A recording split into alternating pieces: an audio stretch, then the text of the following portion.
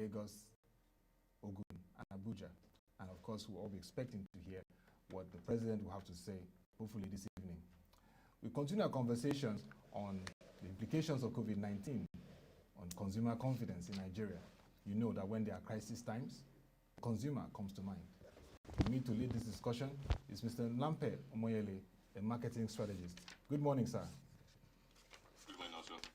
Thank you for having me. I trust you're keeping well. Yes, and you too. And with me in the studio is Mr. Bosun Omofaye, a co-guest anchor and CEO Frontier Africa Reports. Good morning. Thank you very much for having me.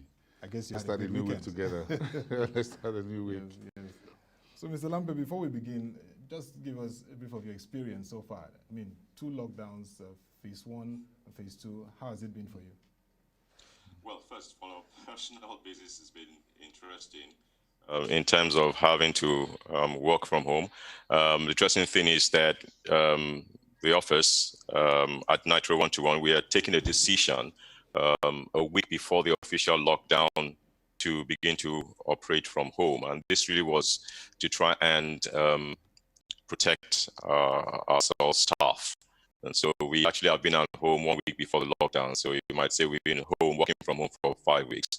But it's been interesting because we have prepared ourselves for this, having the appropriate tools, technology, and ensuring that everybody's health and safety was paramount. So it's been an interesting journey with its challenges. But I think that we managed to keep things operating from a work and business perspective, and at the same time also ensuring the health and safety of family. Yeah, very interesting feedback and shows how people are being strategic and proactive in this period. First, let's begin by looking at the state of consumer confidence before this COVID-19 pandemic took on the globe and indeed Nigeria. What was the state from your analysis?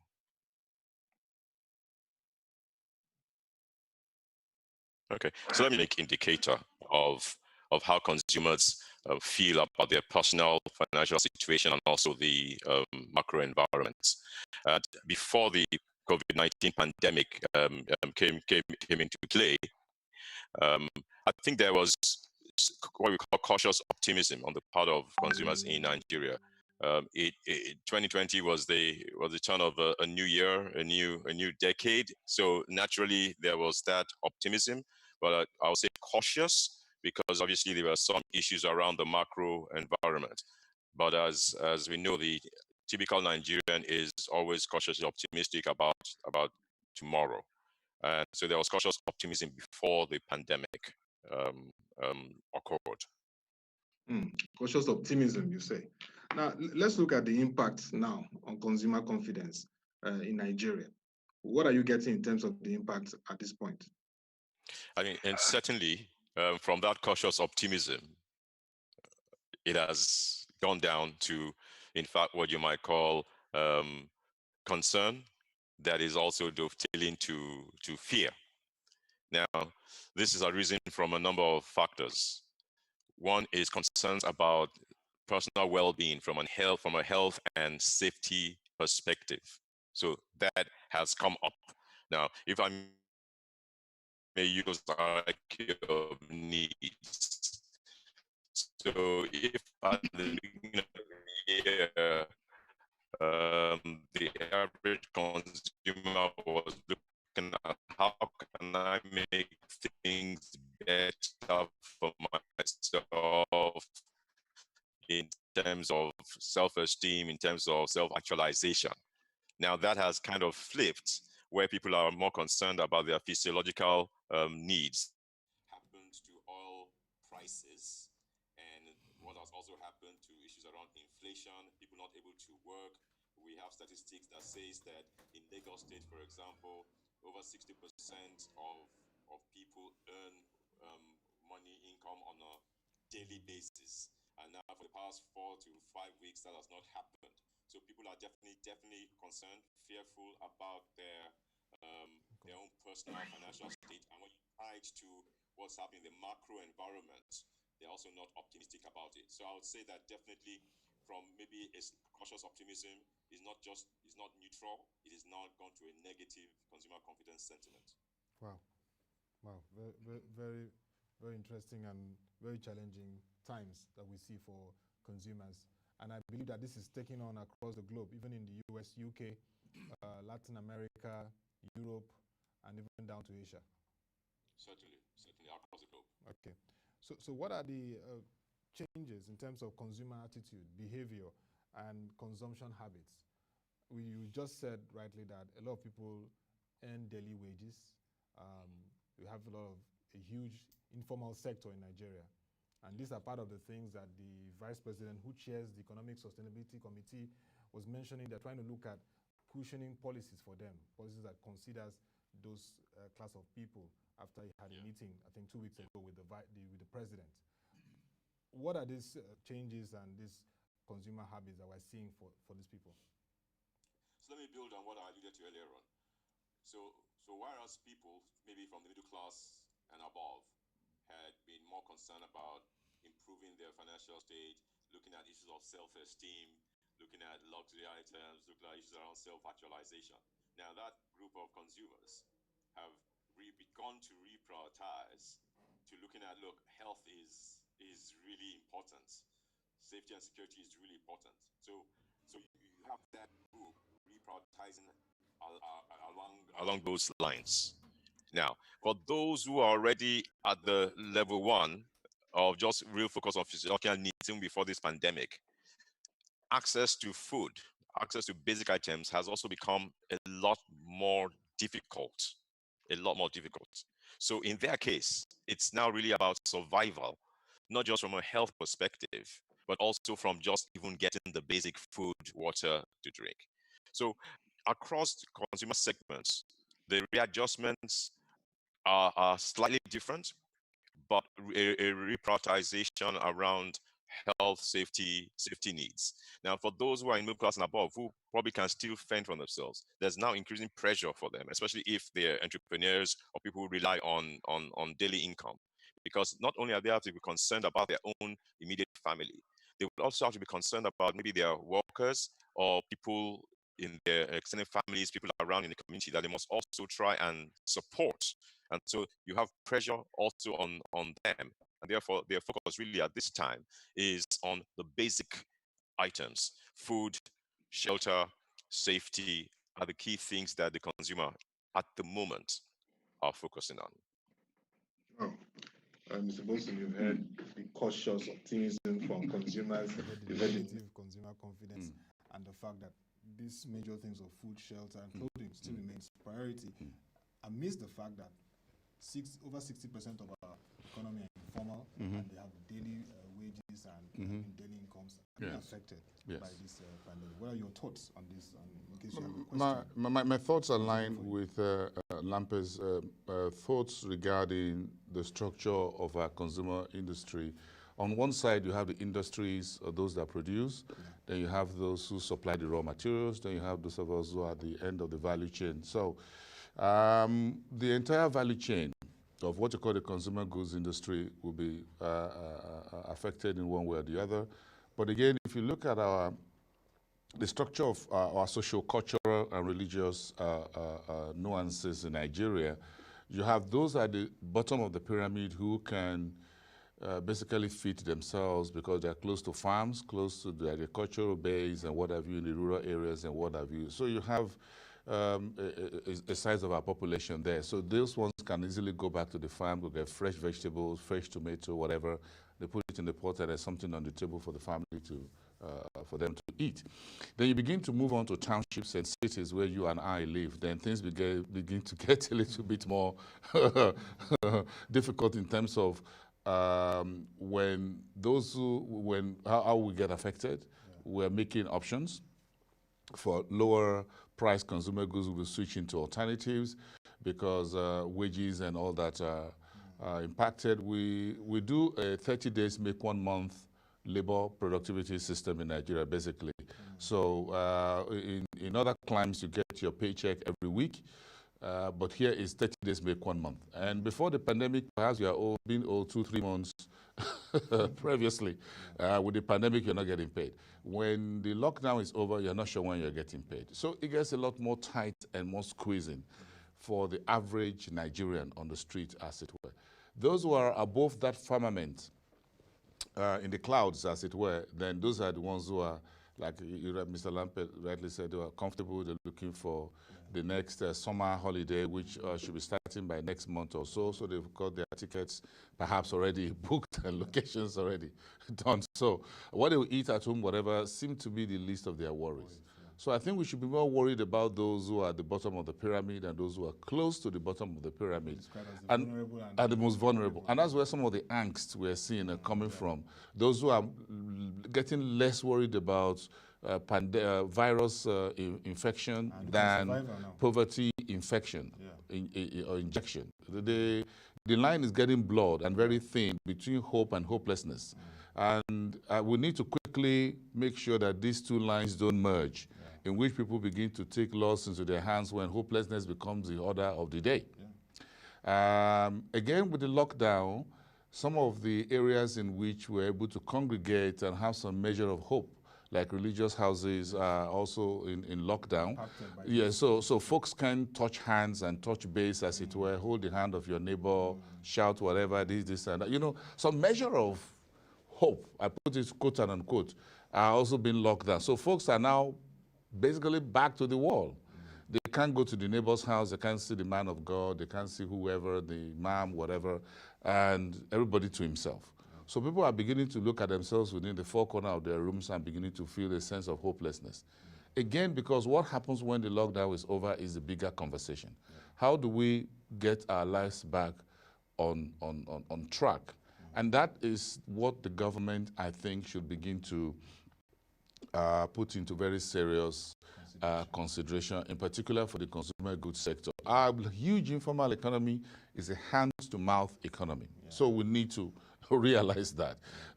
You vulcanize a tire here, you spend the money here, it goes around, it gives it to the woman who's selling amala, that one send it to the next one, get to the next one. And that's how we just do it like a relay. Savings, domestic savings is very small and very poor. Domestic investment is also very poor. Financial literacy is not as up to speed as you would want it. Even if you have financial literacy, where are the opportunities to put your financial knowledge into? Where are the assets? Where is the wealth creation? So exactly, we do budgeting every year. A majority, the biggest size of it goes to the government and the civil service and the public service, the National Assembly, the executive, across the federal, state, and local government. So the rest that is left on the street is what you and I are snatching from each other and trying to make a living out from. So we need to, therefore, reroute the economy in which the private sector will lead, in particular the small businesses, the SMEs and others, who will be able to raise the game, employ people, be formalized, and move them into some form of formal economy. In other words, they can feed the bigger industries that will also take it up into exports and generate FX earnings and other. But right now, our choices are very limited, and that's the reality. Yeah, I mean, Bosun, I hear you very well. And this is not just in Nigeria. I mean, looking at the reports throughout last week and even the weekend, there's a lot of angst in rural areas and in the poor communities in France, protests in Germany, even in US, even the US, yes. UK, and across Africa. A lot of people are concerned, like this critical mass who are the vulnerable and the poor. So speaking to this, Mr. Lampe, what do you, I mean, no, the government has already rolled or looked at the aspect of reaching out to the vulnerable and the poor, providing 3.6 million households now with incentives. What more can be done to really stimulate activities for this category of people, which could also help boost their capacity to be consumers and engage and also make purchases at this period? I think, yes, one must, first of all, acknowledge what the federal government and some state governments are doing at different levels. Having said that, I think there's a lot more that needs to be done, because it cannot just be a momentary issue. So you get, what, 2,000, 3,000 today, that goes within perhaps a week. So the bigger issue is going to be, how can we, in the light of the pandemic, get the economy running and still address the health and safety issues? That is the big argument that is going on across the world. And we must begin to think creatively around this. How do we manage? So from a health and safety perspective, issues around increased capacity to test, okay, increased capacity in terms of isolation, and also looking at how treatment can be more widespread. So clearly at the moment, the health issues must remain paramount. And if I may, just quickly address a comment that Boston had made. So even those who are middle income and above, who have income, are going to be stretched and strained because of the people right at the bottom of the pyramid. So the pressure is also going to be on the middle class and above. So they will also be concerned about the vulnerable. Now, having said that, therefore, there must be creative ways in which we can keep the economy running. So would it be, in addition to what I've said in terms of the health issues, would it be a partial lifting up of the restrictions? How will that be managed? The whole essence of a lockdown is to flatten the curve. And if we want to be honest, across the country, we have not had a lockdown across the country. From what you've seen. We have not, from what we've seen across the country.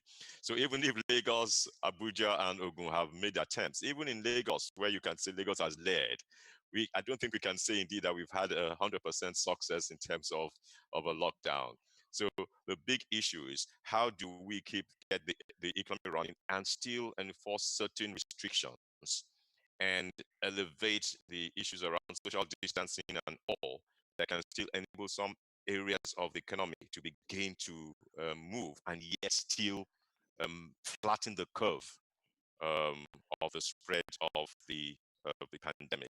That's the big issue. And I don't think there's any one answer, but I think we need to be creative. And at each state in Nigeria has to also, like it's been in America, look at what works for them and also manage interstate movement and try and manage this issue of the community transmission. So big challenges from a health perspective, but there must be ways in which we need to open up the economy gradually while still looking at what palliatives that can be implemented for those really at the bottom of the pyramid. Yeah, what you said is very critical, that health and economy has been the major debate for policymakers, for leaders, and it's really very, very important. It's difficult to separate one from the other. They're not mutually exclusive. Yes. In fact, this is the first time that we've always thought that, and that's the issue with the United States, look at the issue of testing and unavailability of what you call even gowns and whatever protective gear for nurses in a country like the United States. You begin to wonder, how did this ever happen in the United States? That's one of the countries in the world where we go for those who have what it takes to go for medical tourism. And this is the United States never prepared for a pandemic. And that's quite startling to know that the U.S., the world's leading democracy, economy, whatever, banking, whatever it is, was not prepared for a pandemic. And here we were, the United States is even caught pants down. So that tells you that the focus had been on let's grow the economy. Is it globalization? Is it multilateralism? What is it? Is it trade? And we all never thought that a simple virus will come from one little town or city somewhere in the Far East and just swept across the globe in a matter of days and weeks. And here we all are, the economy, the financial markets. There's a new report out just now from Moody's, Moody's Africa, talking about revising the banking, their outlook on South Africa, Nigeria, and Morocco banking sector from stable to negative. And the report is just out a few minutes ago. So that means... So Tommy was earlier speaking about the need for banks also begin to devise entrepreneurial financing, see, which is very critical. Everybody's under pressure now. See, the tide is out. Well, we've all been caught swimming naked. So let's just who's going to stay more naked without having a very responsible and good reaction is what is left. We're all naked, as it were. We've all been undressed in public by the virus. How you respond quickly and get some materials to cover your nakedness in terms of economy, financial markets, banking, credit, oil and gas, business, whatever, is the next thing. So this means that we need to use this opportunity to see how we build resilience. And one of it I will return to though not really directed, is not direct to consumer goods, is the fiscal buffers that Nigeria does not have. I am scandalized as a Nigerian that since the Obasanjo's administration, when our excess crude account was about $20 billion or so, to date we've not been able to get that excess crude account or any other sovereign fund of a good size, of which we are begging the IMF for 3.4 billion US dollars. Excuse me, Nigeria can do a lot for West Africa as a big brother we had to admit. But here we are, does to Europe. We don't have. So that we take 3.4 billion US dollars. How much is that for the JV between NNPC and the big oil majors? It's a drop in the ocean. We were paying back the JVs just before this pandemic. A few years ago, we were just restructuring, and we're paying about $6.something billion. Now we're begging the IMF for $3.4 billion. Excuse me, we're begging the AFDB for $1 billion US dollars. The biggest scandal for me as an individual and as a journalist is that we have no fiscal buffers, either in Naira or in dollars. And this has been an issue that as a country. And that would have helped us.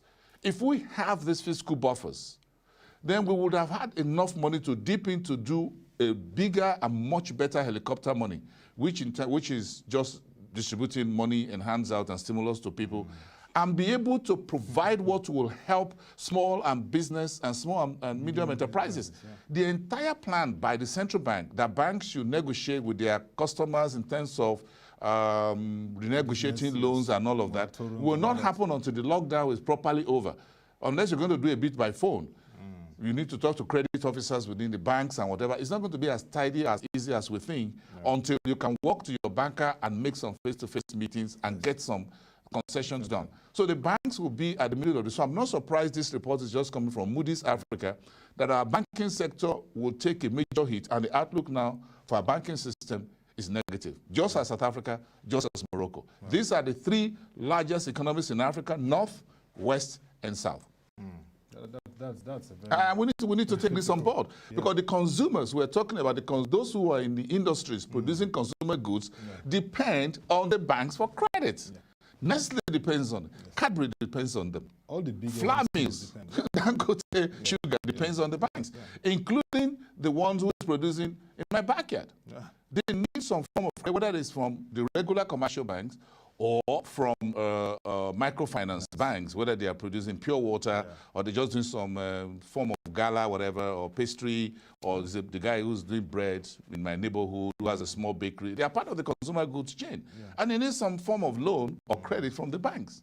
When the banks are pressured, the problem again is how do we cure and heal the banks? Because the banks have the engine oil for the economy and for every economy. And that is another conversation, very critical. To economic. So we can't discuss the consumer goods without discussing the banking system. Definitely. So looking at the financial services and the nexus with the consumer goods companies and how it affects the consumers, what are your reactions to this, Mr. Lampe? So clearly the banks will have to step up to the plate. All right. I think that the banks, consumers need the banks right now. The value chain needs the bank. So I think this is the time when the banks will need to support. I think Boston has made excellent points around how the banks can support, for example, manufacturers, service providers increasingly.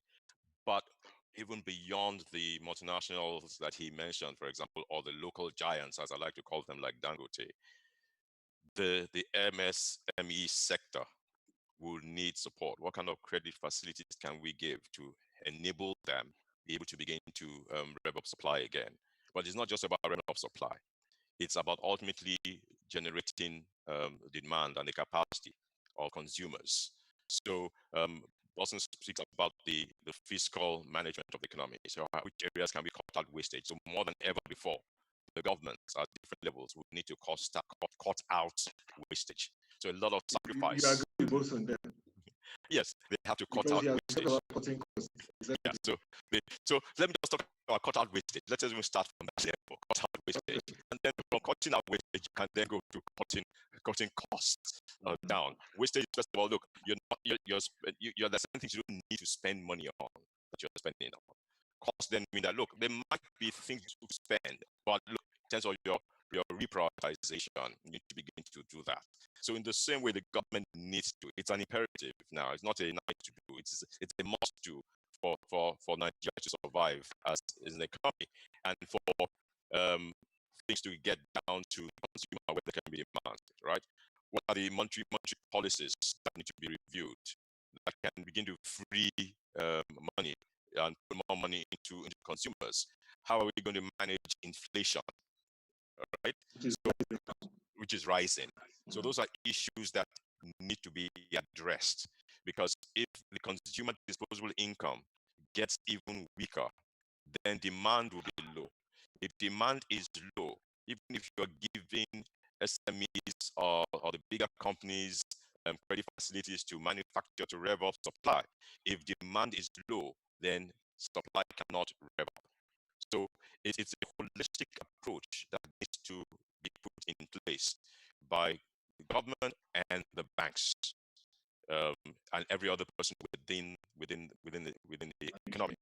The point I'd like to make, and this is building on the comment that Boston has also made. So the world, particularly the Western world, had driven globalization. Now, what this virus, this invisible virus, has shown us, that globalization can crash in one day, and that is what has happened. Everyone now is, so to speak, even I use the idiom, is playing according to your tense, so Israel. Now, and I think it's also a moment of opportunity for us in Nigeria. So while globalization might be relevant, we've also seen that it has its limits. So how do we begin to strengthen our local economy, our local play? How do we begin to strengthen local manufacturers, local suppliers? How do we begin to not just play lip service to the issues about looking inward? And again, that's where the government and the banks, the financial industry can also put their money, so to speak, where their mouth is. We need to increase local capacity, also increase local capability. So when I talk about capacity, it's also in terms of what do we have that we can do? What can we make, all right? But capabilities also then begin to speak to the issues around the knowledge economy. How do we begin to build the knowledge economy within Nigeria, improve our capabilities? I think we need to be strengthening our local capacity and capability across the economy. That will then have an impact in terms of consumer demand. Lampe, thank you so much. Well said. May I just add something very quick to the conversation? I've listened to a number of government officials in recent weeks since the pandemic started.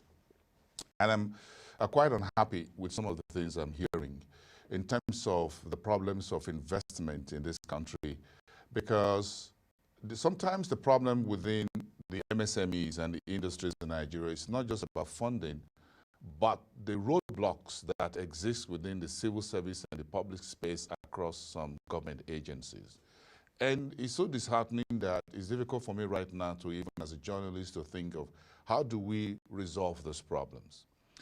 Because if you get a credit and you get through the banks and you get it, and you need to get raw materials out of the seaport or whatever, then you have to contend with immigration, you have to contend with the customs officials, either officially or those who are unofficial, but using unofficial means to try and get something out of you. So your raw materials or your machinery that ought to take maybe a day or two or less to get to your factory or other inputs is taking a week or more. Or months to get to your.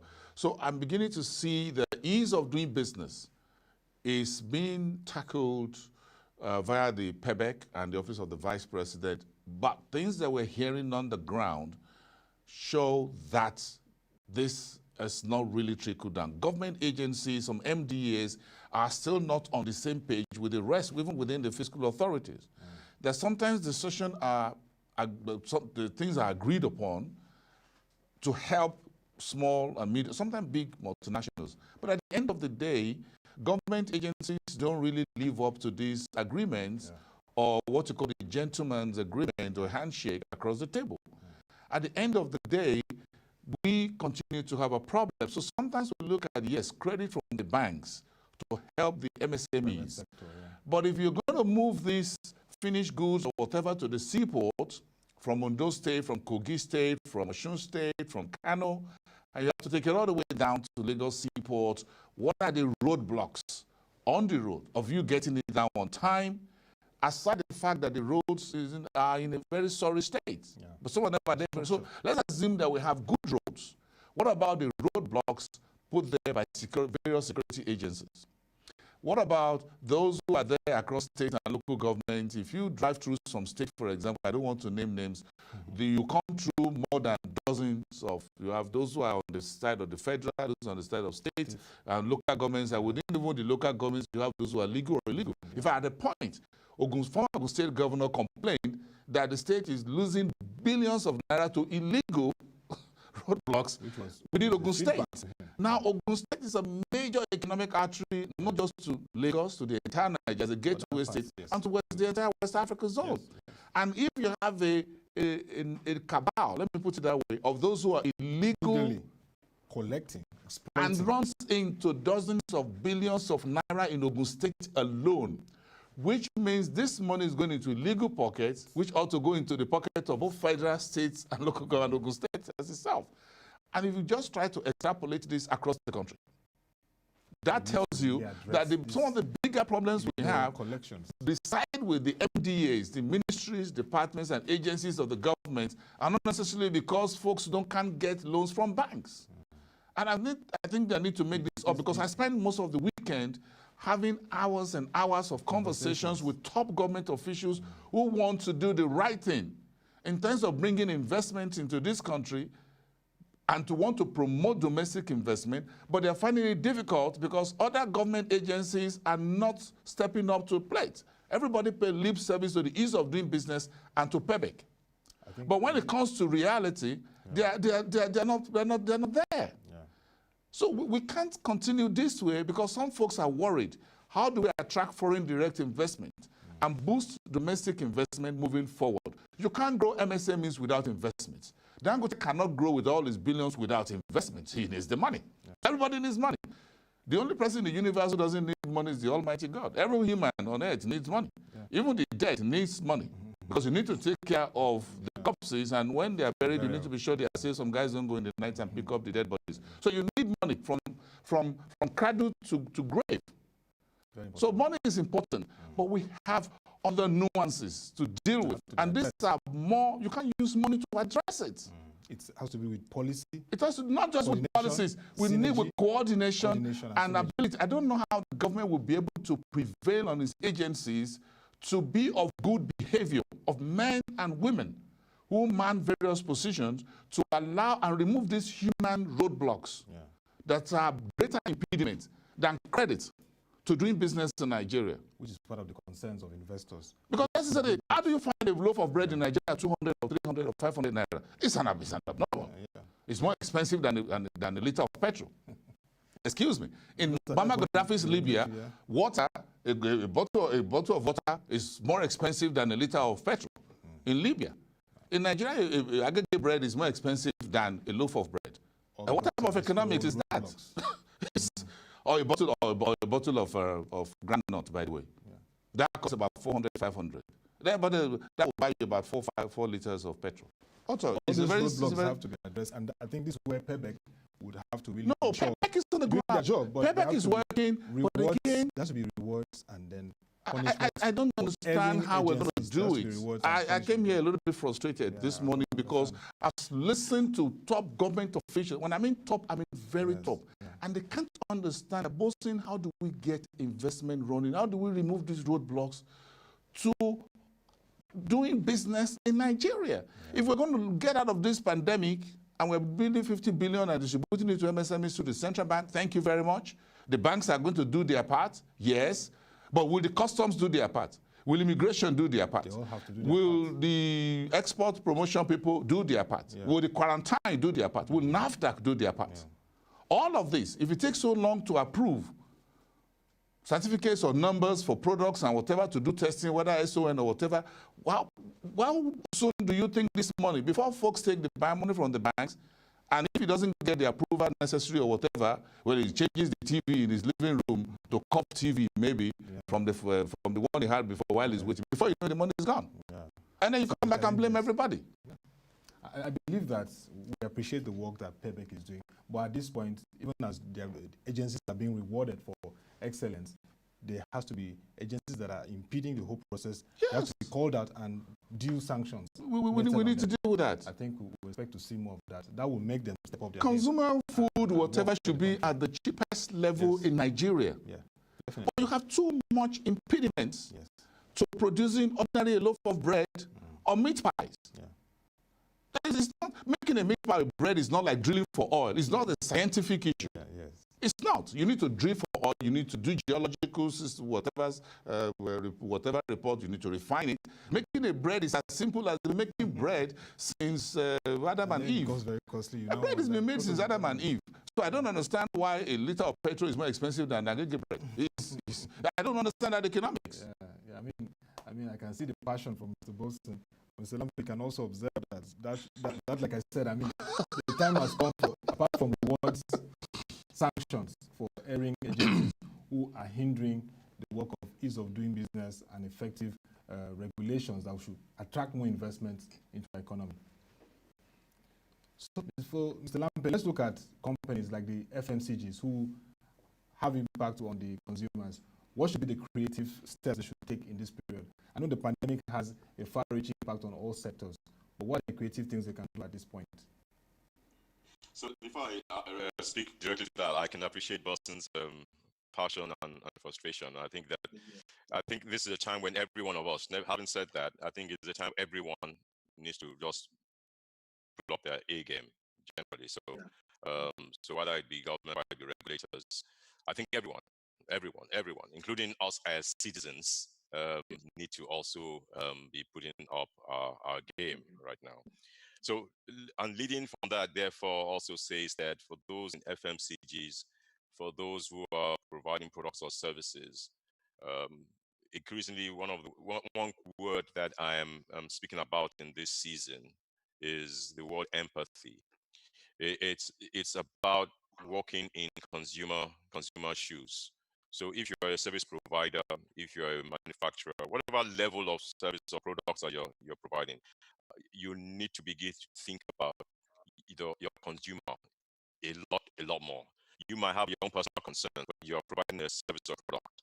So walking in the consumer shoes. So right now, consumer confidence, as I said at the start, is negative.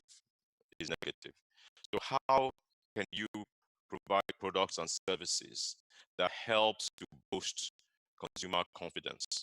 It is not only about what you provide, but also how you provide the product or the service. All right. So issues around convenience. How do you provide convenience? How do you communicate in such ways that at least kind of soothes the discomfort or the concerns or the fear? So if you're going to advertise, for example, this is not the time to do too much of a hard sell. It's a time to communicate in such ways that recognizes the prevailing concerns of the target market.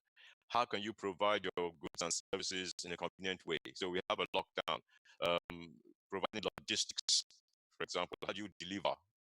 So even if I'm selling a beverage, do I have arguments that I can deliver to the doorsteps of the consumers in need?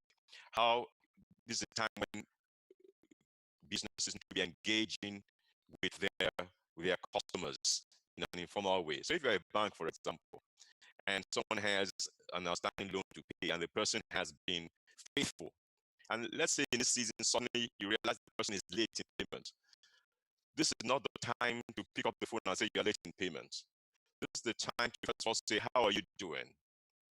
And then you ask, yeah, softly if you will, for the payment. So the terms of engagement need to change, to be more empathetic, to be more engaging, and looking at how you can address the consumer needs, the concerns.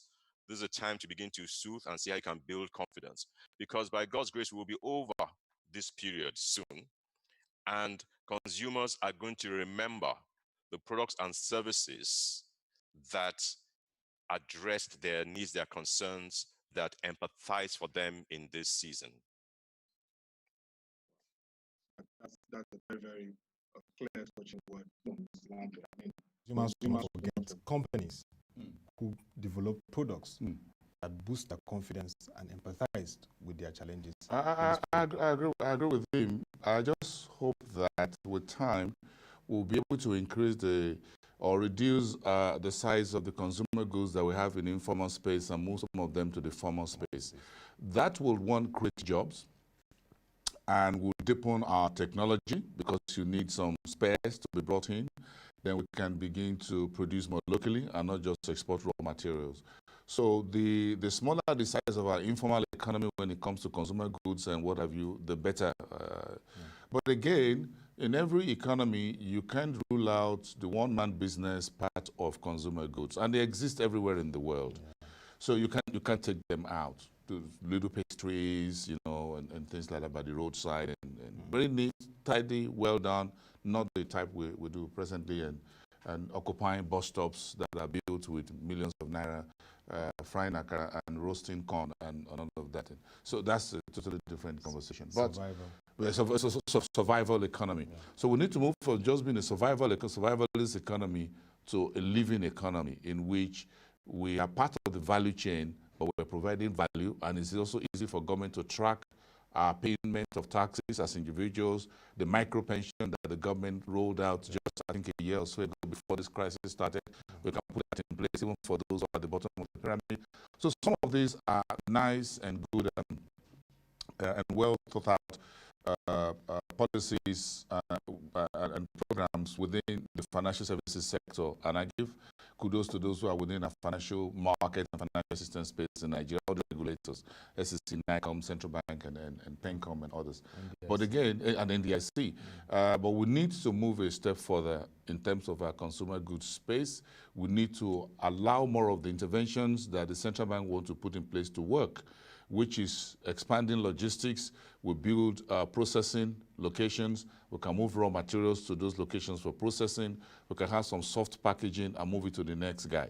Differentiation, product differentiation will also be good so that we all don't just start producing pure water, and when pure water collapses, we move to producing bread. If that collapses, we move to the next one. Let's have some differentiation in terms of skill, specialization within our MSME space as well. All this will definitely will help us moving ahead, but it's not going to be an easy ride. Not going to be an easy ride. No, it will not. Companies have to be. But I'm sure that Nigerians, we have resilience. We're resilient. I think Nigerians are just resilient. We might just be surprised how things will work out. Yeah. You know, I have that feeling. I know. Nigerians will have a way when our backs are all against the wall. We seem to be the first set of people to rebound. How we do that, I don't know. Yeah, it's the resilience. I don't know. We seem to have a way out of things. That's the selling point for us. The uniqueness of our country. Yeah, we have a USP there. Yeah. Thank you very much, Mr. Lampe Omoyele, for the time and your contributions on consumer confidence, the impact of COVID-19 on it, and what to look out for in the days to come. Thank you very much. Mr. Lampe Omoyele is a marketing strategist, and he shared with us today insights on the implications of COVID-19 on consumer confidence in Nigeria. And also, it was nice having you, Mr. Bosun. Thank you so much. Lampe knows how to make money. He's a strategist in marketing. He knows how to make money. He's the man I need to get. He's the man I need to get close to. Yeah. The conversation should continue after this. Yes, Thank you. That'll be all for the market review today. You can join our website, www.proshareengine.com, to get more market reports and analysis. And also log on to proshareengine.com/COVID-19 to get all the market data and analysis on the impact of COVID-19 pandemic on the global and Nigerian economy.